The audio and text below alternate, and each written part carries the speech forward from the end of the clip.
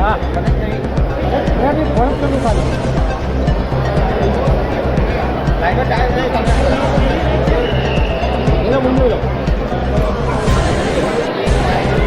Hello connect कर लो trade deal हटाओ किसान बचाओ ट्रेड डील हटाओ किसान बचाओ जय किसान जय जवान ભારતની સરકારે અમેરિકાના કોઈ પણ પ્રકારના દબાણમાં આવીને એક તરફી રીતે અમેરિકાને ફાયદો થાય, ભારત અને ગુજરાતના ખેડૂતો, પશુપાલકો અને નાના મધ્યમ વેપારીઓને નુકસાન થાય એવી એક તરફી રીત કરી છે. પહેલા અમેરિકાની અંદર ભારતનો જે સામાન એક્સપોર્ટ થાય એની ઉપર 0% ટેક્સ, પણ ભારતની સરકાર અમેરિકા સામે સરેન્ડર થઈ ગઈ અને અમેરિકાએ 18% જેટલો ટેક્સ ભારતની ચીજ વસ્તુ પર લગાવ્યો. એના બદલામાં અમેરિકાની કૃષિ, તેલીબિયા અને અન્ય ખેતીલક્ષી પ્રોડક્ટો ઉપર ભારત સરકારે 0 ટેક્સ લગાવ્યો.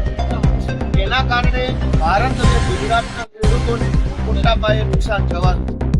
અમેરિકાના ખેડૂતોને તો કરોડો રૂપિયાની સબસિડી મળે છે, એટલે એમની ખેતી સસ્ટેનેબલ થઈ ગઈ, એટલે એ પોસાય નહીં.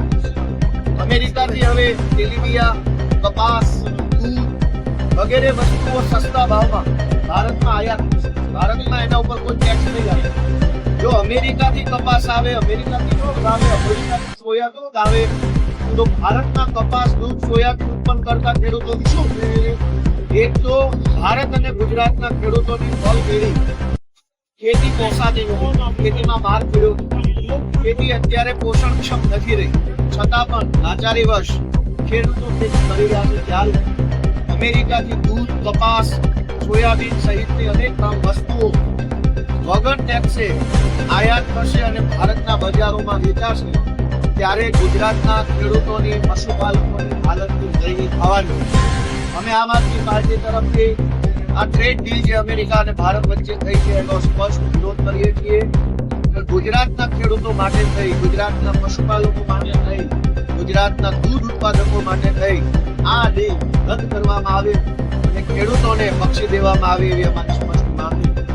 આ ટ્રેડ ડીલ બાબતે આમ આદમી પાર્ટી દ્વારા રાજ્યપાલશ્રીને આવેદનપત્ર આપવા જવા માટેનો કાર્યક્રમ કર્યો છે, પરંતુ દુર્ભાગ્ય સાથે કહેવું પડે કે રાજ્યપાલ ભવનનું નામ બદલી લોક ભવન તો રાખવામાં આવ્યું, નામ બદલાયું માનસિક.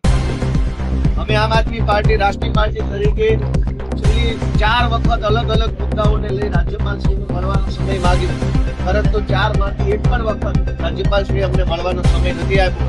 એ દુર્ભાગ્ય. રાજ્યપાલશ્રીને અમે આવેદનપત્ર આપવાનો સમય માંગવાની અરજી આપીને આવ્યા છે. અમારી સ્પષ્ટ વિનંતી છે ગુજરાતની સરકારના માધ્યમથી કે વિધાનસભાના ગૃહમાં પ્રસ્તાવ લાવવામાં આવે કે આ ટ્રેડ ડીલ રદ કરવામાં આવે અને ગુજરાતના ખેડૂતો, પશુપાલકો માટે થઈ અને ભારત સરકાર અમેરિકા સાથે જે કાંઈ પણ એક તરફી સંધિ કરી છે એને નાબૂદ કરવા.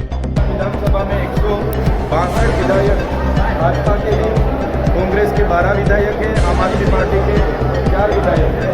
सभी जानते हैं कि बहुत भाजपा की है, फिर भी जो आज इलेक्शन होने वाला है वो इलेक्शन एक तरफा है. हम कांग्रेस को समर्थन करें, कांग्रेस के दो भाजपा का वोट देते और हमारे जब मेरी शक्ति हो तो ये इलेक्शन का होने वाला नहीं, कांग्रेस समर्थन अगर कांग्रेस मांगता भी फिर भी हम कांग्रेस या भाजपा के साथ नहीं है. हम आम आदमी पार्टी के तमाम विधायक अलग है और हमारा बिल्कुल क्लियर